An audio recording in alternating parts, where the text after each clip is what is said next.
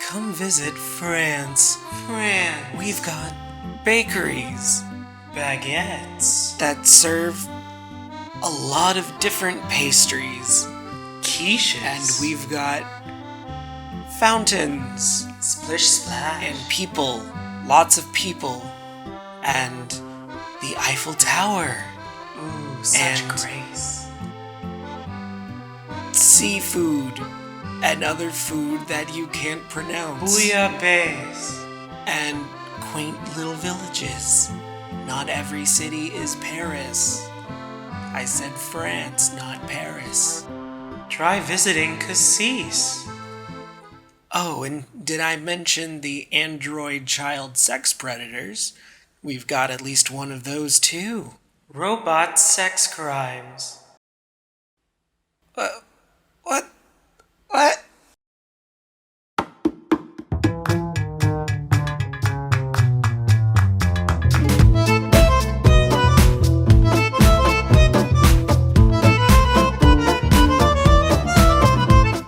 Hey guys! So today I really wanted to talk about this movie I saw ages ago. I think it was on Netflix. It's not there anymore. Google here says that it is available mainly on Amazon Prime for free and YouTube as a rental. It seems like it's available on other things called Pluto TV, Vudu, and Tubi, whatever those are. Unimportant streaming services, probably. Like, we don't have enough of these things. Jeez, there's so many. Bruh. Wallet.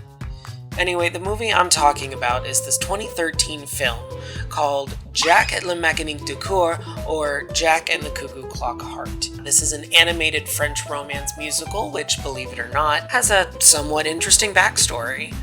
This film is essentially the brainchild of a pop band from 1993 called Dionysos, like the Greek god. They're a bit strange, to say the least. They do give off an indie vibe, but I mean, they have some strange instrument ideas. One of them plays the theremin.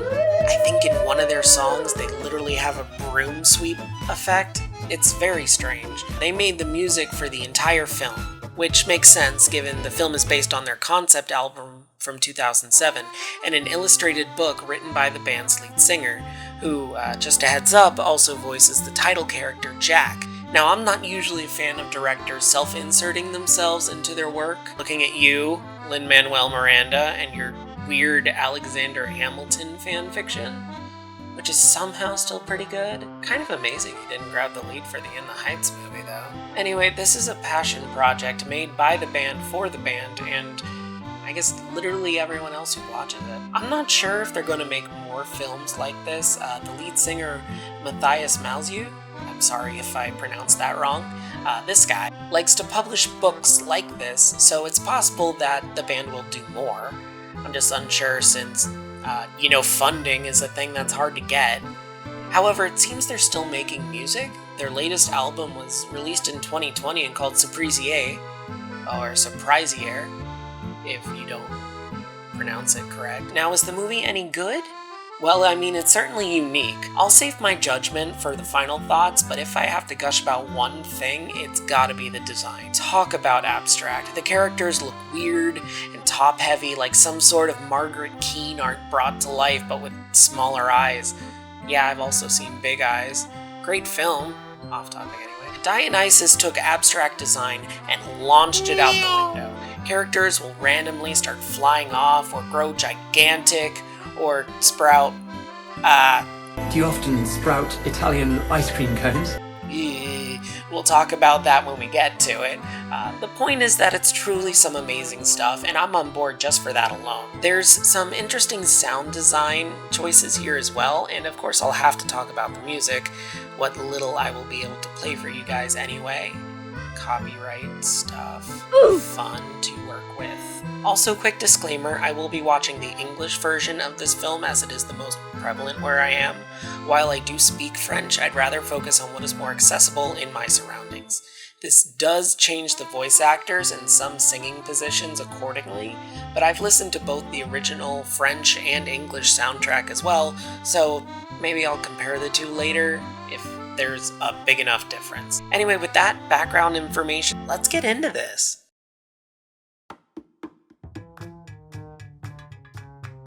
Oh, quick warning before we begin, there will be spoilers going into it, but it's an old movie, so it should be fine. And the point of this film is the animation, so you still have a reason to see it yourself. But if you want to watch the film first, go do it. I gave you sources. The movie starts with, quote, the coldest day ever, where a woman gives birth to a child with a frozen heart.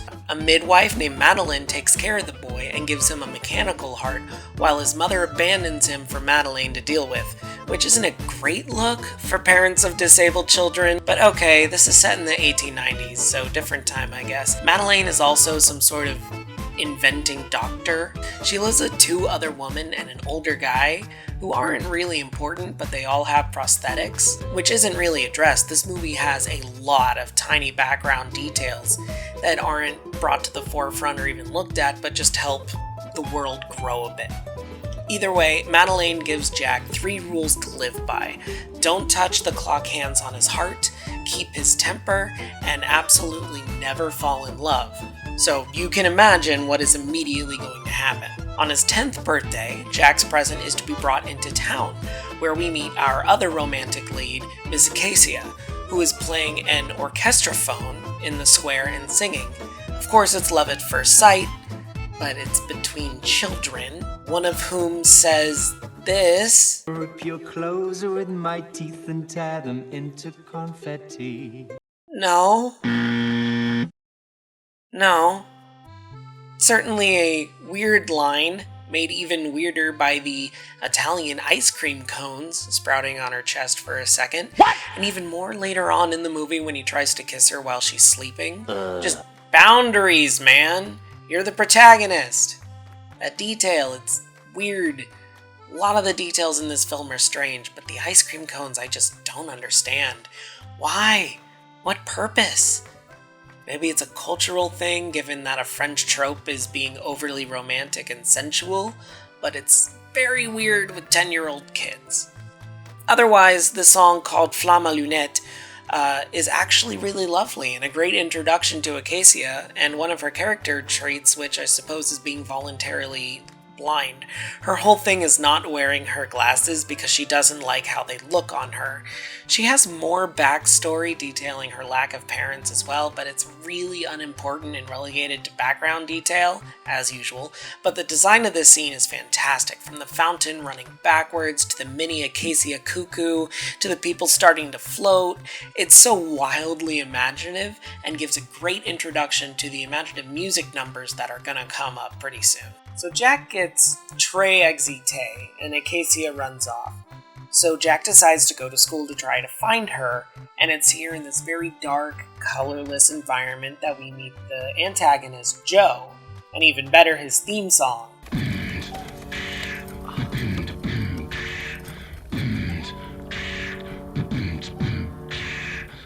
It's this dark beatbox that is just super catchy and sounds great.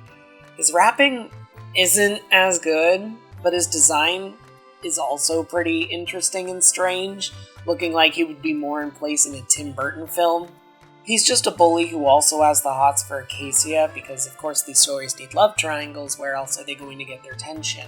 Jack can't find Acacia. Joe tells her that she's off somewhere else, and so Jack stays in school for years and is just bullied relentlessly.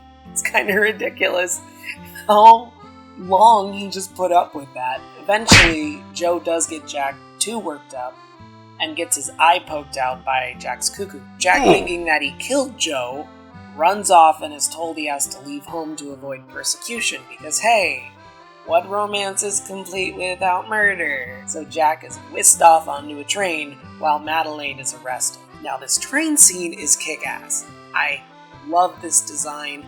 I've dreamt about it. It's been stuck in my head for a long, long time. I love how it looks like an accordion, and we see this acted out between cars as well. It's really damn cool, and I just have to point it out every time I see it. Anyway, Jack isn't alone on this train and runs into, all people he could, Jack the Ripper. For some reason, who tries to kill him. This guy is never seen again, and his purpose isn't entirely clear.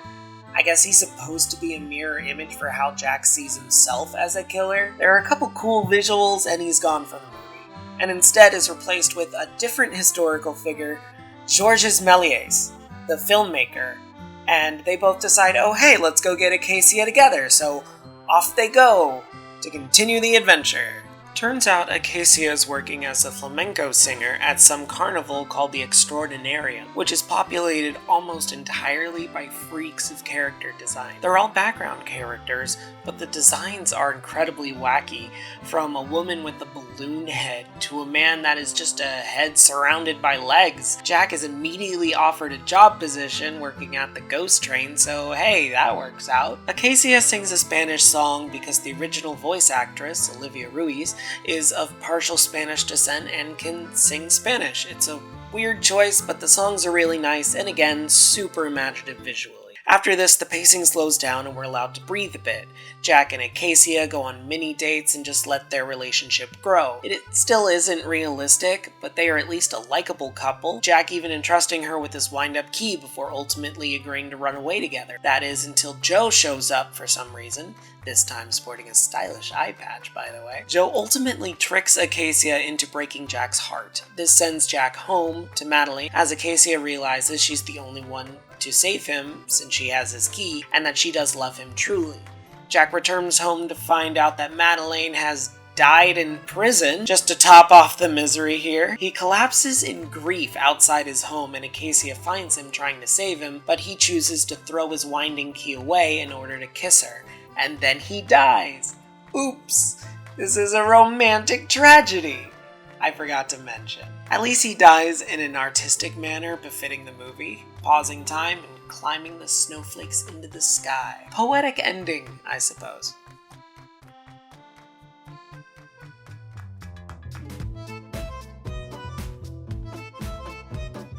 So that was Jack and the Cuckoo-Clock Heart. Is it any good?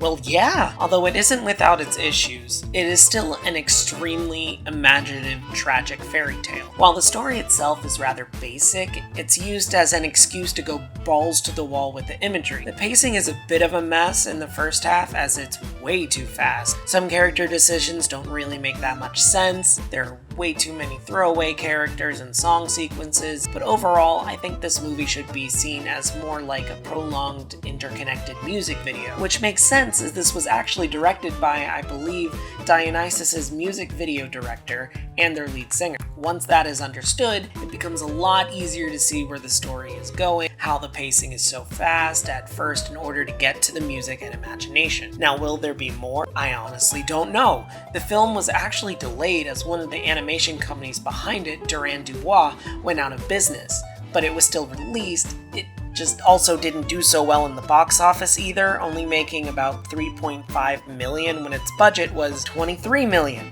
That's quite the loss, but it was still nominated for a bunch of awards. I personally think it deserved better, and the visuals alone make this worth checking out. Interestingly, one of the other production companies, EuropaCorp, also handled another animated French movie musical I quite liked called A Monster in Paris, so maybe I'll do a review of that one next. What do you guys think? That's all I got for today, but thanks for watching! This one took a lot more work than I was expecting. Probably shouldn't have made it my second ever video, but what are you gonna do? I already finished. Go big or go home. In all seriousness, there are other little talked about movies I'd love to go over, but maybe get more people to check them out as well. I already mentioned A Monster in Paris, but there is a Spanish one called Bird Boy and the Forgotten Children that is actually an animated horror movie that I really enjoyed. That could be fun. Anyway, let me know what you guys like, how I can improve in the comments below. Like, subscribe, and hit that bell, once again, because I'm new and desperate. And hey, have a great day, and if you're not, then have a better one from here. See ya!